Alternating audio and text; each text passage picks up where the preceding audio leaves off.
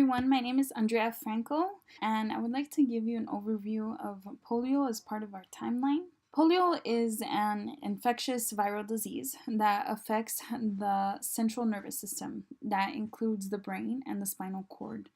This illness is serious because it can lead to paralysis, and there is currently no cure. 1952 marks the largest outbreak of polio in the US, and that is why we highlighted it on our timeline. Out of 58,000 cases just that year, 3,100 people died. 3 years later, in 1955, we had the Polio Vaccination Assistance Act, which marked the same time that vaccines were recognized as safe. So, how did this all begin? At first, we saw this illness in mainly the Northeast, right? So, like in New York.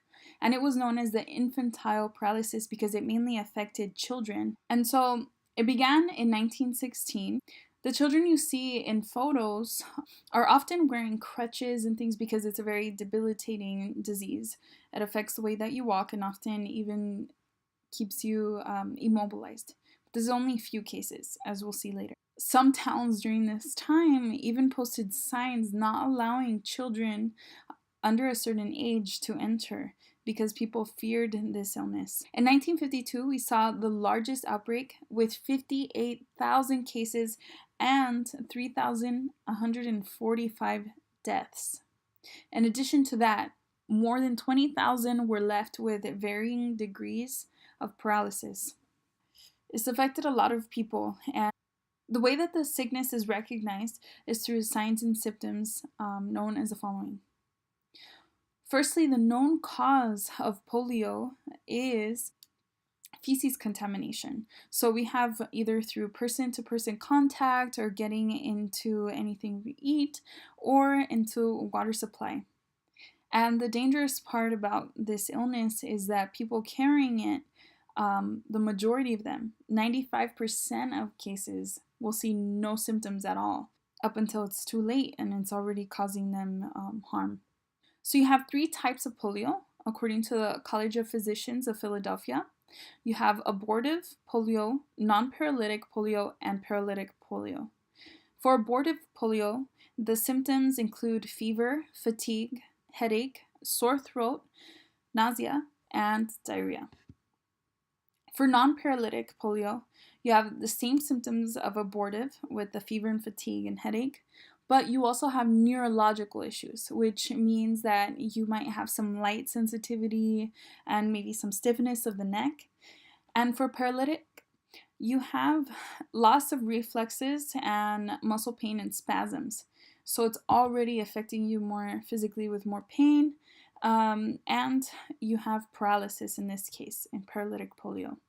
But only less than 2% of cases of polio will become this severe at paralytic point. So now for treatments.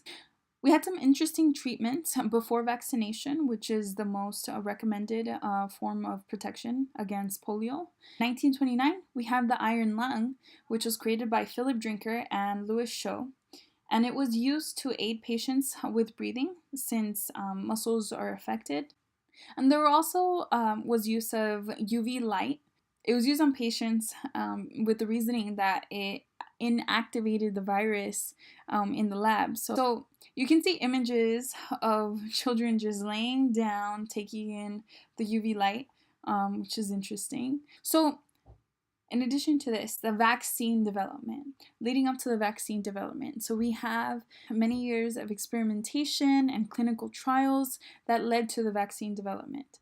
In 1949, you had scientist John Enders growing the virus in the lab successfully for the first time. So some of the research involved using non-nerve tissue from both human embryos and monkeys, and they were used to develop the vaccine. This process led to, in 1955, finally, Dr. Jonas Salk and his team releasing the first effective vaccine for polio. To help put the treatment into place that same year in 1955, we had the Polio Vaccination Assistance Act. To help put that treatment in place, in 1955, we have the Polio Vaccination Assistance Act. which was passed by Congress and signed by the President Eisenhower. It gave grants to states to purchase vaccines and to help deliver the vaccines to patients. So it put vaccination programs into place for specific states. And this is when you see much media promoting vaccination on billboards with the March of Dimes movement, and also on ads that ensured that these vaccines were effective, safe, and potent. So, what do we see today with the condition of polio? Now, since 1979, the CDC reports that the US has been polio free. It's recommended, however, to get the vaccine, especially before traveling, and also highly recommends that children get vaccinated by the IPV vaccine. That's the IPV vaccine is for polio at 2, 4, 6, and 18 months, and at ages 4 to 6. The reason why you should get the vaccine, especially before traveling, is because if it is contracted, there's no cure. Treatment only involves increasing comfort and letting the illness pass and preventing further complications, perhaps by decreasing the fever and making sure that the person is like in a physically comfortable position. And according to the CDC, even once you seemingly recover, you can later develop new muscle pain, weakness, or even paralysis up to 40 years after having the illness. For a more global perspective of the illness, in 1994, you have a year marking the elimination of polio in the Western Hemisphere. However, we still see up to this day 3 polio endemic countries, which include Afghanistan, Nigeria, and Pakistan. Overall, polio was an especially devastating condition. Polio affected one of the most vulnerable groups in our nation, children, and so it really concerned many.